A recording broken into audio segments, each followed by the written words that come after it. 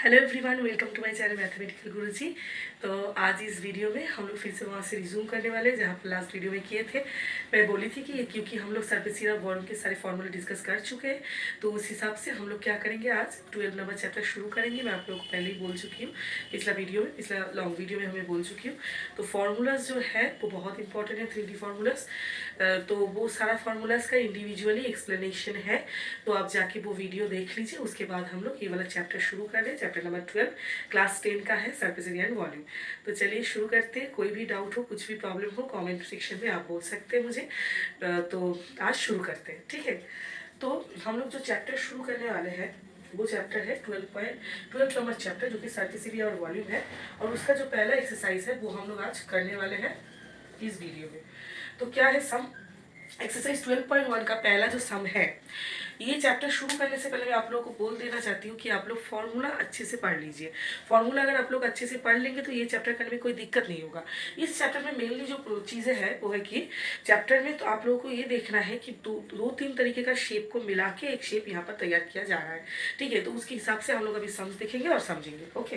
तो चलिए शुरू करते हैं। पहला जो सम हम लोगों का है यहाँ पर दिया हुआ, 2 cubes each of the volume 64 centimetre cube are joint end to end, find the surface area of the resulting cuboid. यानी कि हमारे यहाँ पर जो दिया हुआ है कि हम लोग दो क्यूब को जोड़ रहे हैं, तो दो क्यूब को जोड़ने पर स्वाभाविक है कि वहाँ पर एक क्यूबॉइड तैयार हो जाए।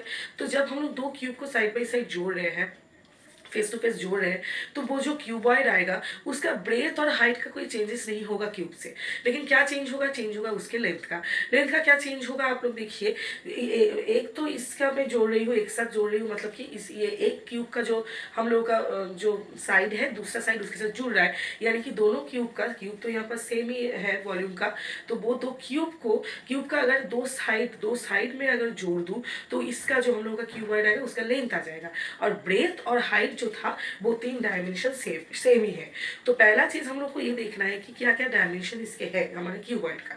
एक तो लेंथ है, दूसरा है ब्रेथ, और तीसरा है हम लोग का हाइट। और आप लोग इमेजिनेशन से ये देखिए कि इमेजिन कीजिए कि दो क्यूब को हम लोग जोड़ रहे हैं, तो ऑब्वियसली उसका जो साइड अगर फेस टू फेस जोड़ेंगे उसका लेंथ ही सिर्फ चेंज होगा। वो जो क्यूब का है वो क्यूब का डबल हो जाएगा उसका लेंथ, और उसका जो ब्रेथ और हाइट है वो बिल्कुल सेम एज इट इज हम लोग का रहेगा क्यूब के साथ इक्वल। तो चलिए इस सम को शुरू करते हैं।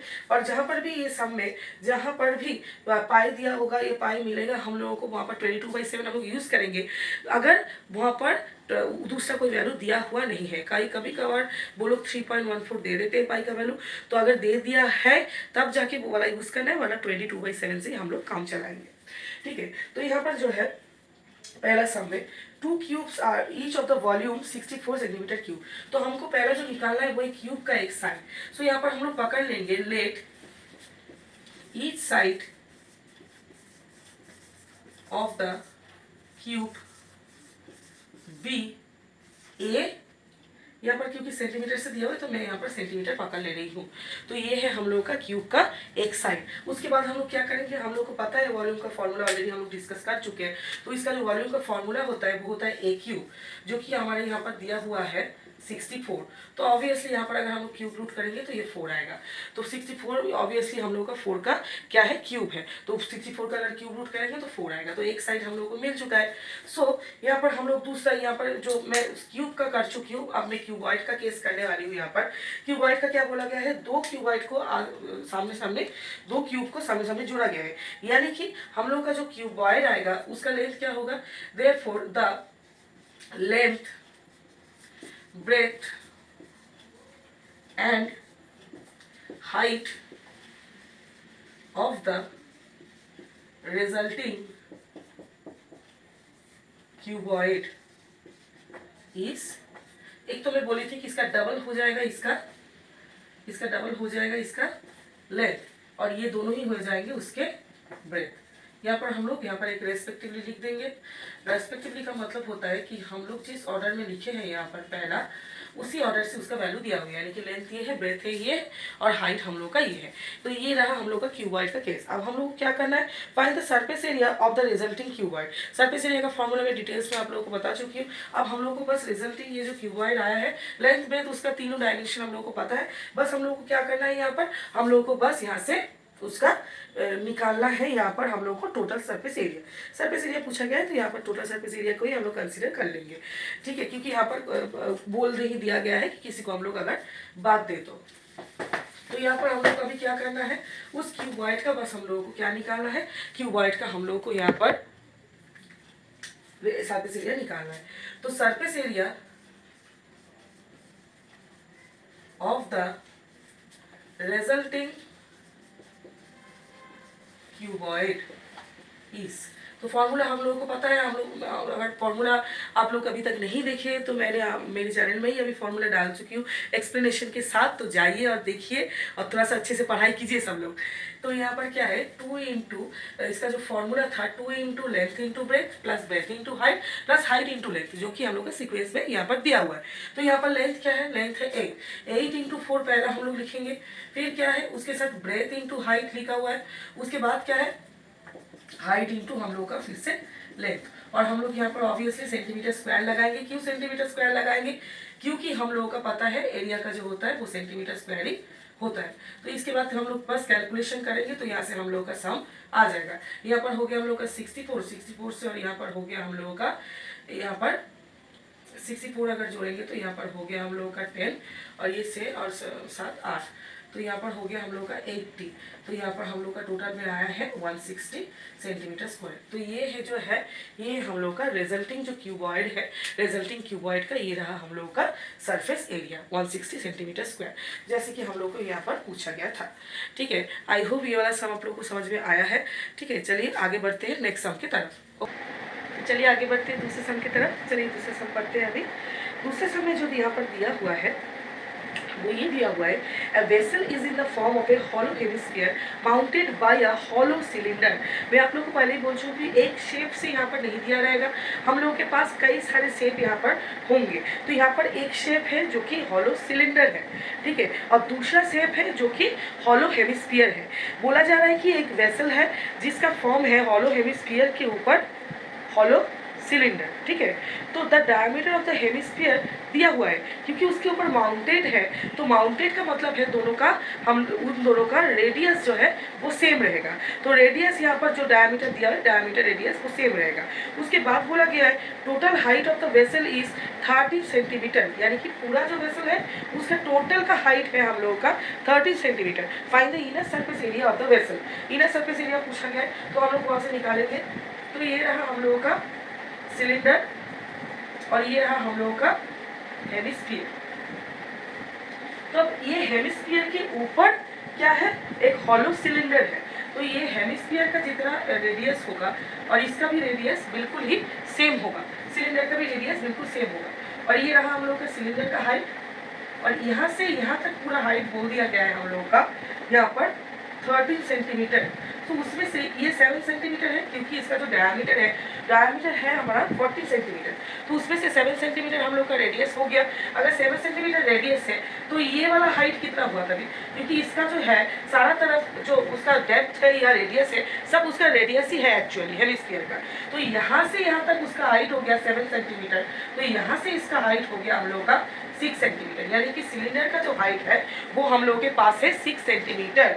और ये क्योंकि यहाँ पर हम लोग का जो हेमिस्फीयर है उसका जो रेडियस है वही उसका डेप्थ है, तो इस रेडियस का हो गया हम लोग का 7 और वहाँ से पूरा है 30, तो उसमें से हम लोग 7 को माइनस करेंगे तो 6 यहाँ पर आ गया, 6 आ गया हम लोग का, 6 सेंटीमीटर आ गया। तो इस सिलेंडर का हम लोग को हाइट पता है, हम लोग को बेस का रेडियस पता है, हेमिस्फीयर का बेस का रेडियस पता है। हमेशा पहला जो आप लोग को ध्यान रखना पड़ेगा वो है हम लोग कैसे उसका डायमेंशंस निकाल पाते हैं। डायमेंशंस अगर निकल गए तो सम हम लोग कर पाएंगे। फॉर्मूला हम लोग को पता है जो कि पिछला वीडियो में है, जाके देखिए और वहाँ से हेल्प लीजिए, ठीक है।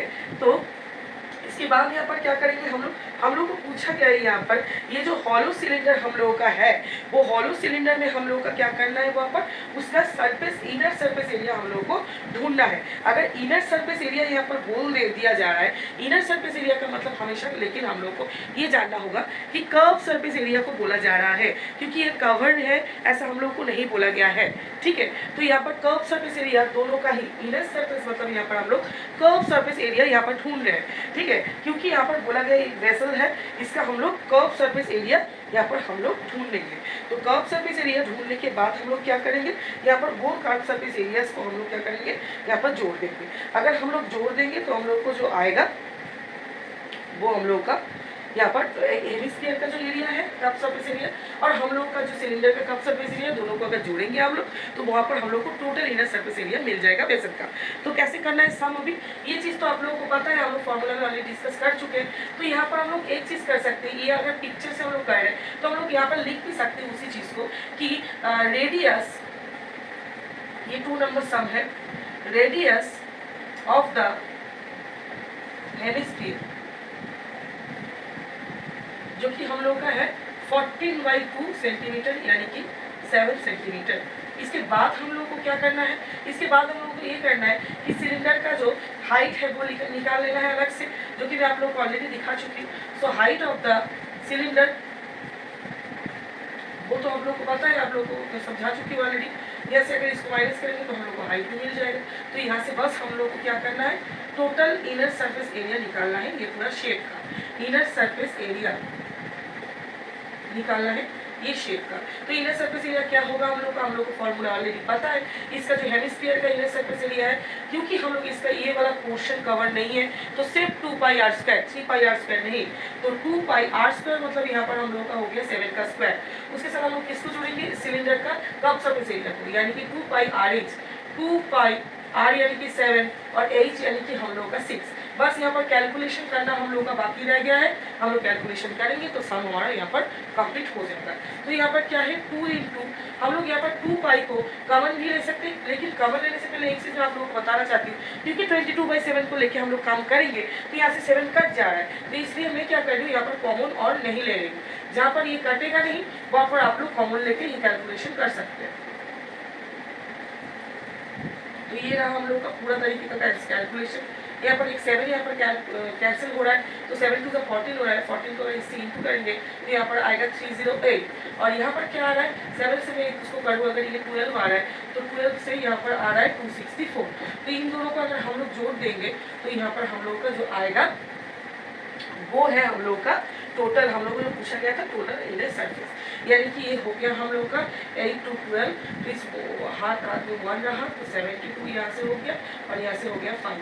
तो ये है हम लोग का टोटल जो यहाँ पर इनर सरफेस एरिया पूछा गया था वो हम लोग ऑलरेडी यहाँ पर निकाल चुके हैं। तो ये रहा हम लोग का answer total inner surface area का।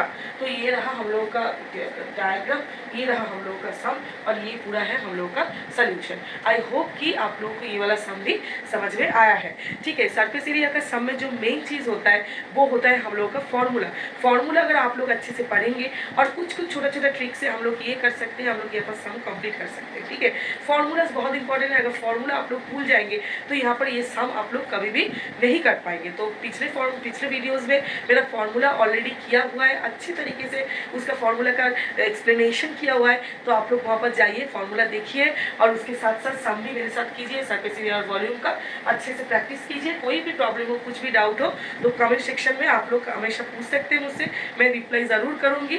आप लोगों को थोड़ा सा भी मेरे चैनल से अगर हेल्प हुआ है, अगर यूज़फुल है मेरे टेक्निक्स, अगर आप लोगों को समझ में आ रहा है इजीली, तो तब सब्सक्राइब कीजिए मेरे चैनल को और ज़्यादा से ज़्यादा शेयर कीजिए। Thank you everyone.